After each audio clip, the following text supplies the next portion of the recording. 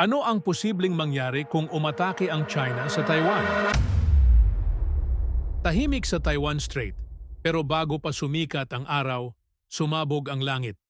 Daandang missile ang sabay-sabay na pinakawalan ng China.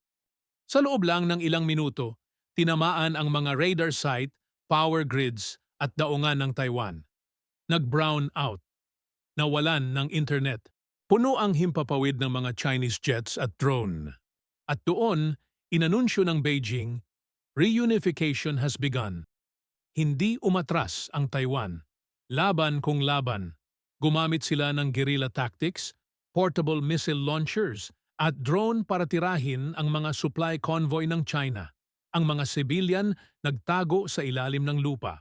Ang Pangulo ng Taiwan nagdeklara, hindi kami susuko. Ilang oras lang, gumalaw na ang US 7th Fleet mula Japan papunta sa Taiwan. Samantalang ang Australia, UK at South Korea naman ay nagpadala ng tulong. Binalaan ng Amerika ang China. Withdraw or face consequences. Pero hindi umatras ang Beijing. Nagdeklara sila ng blockade.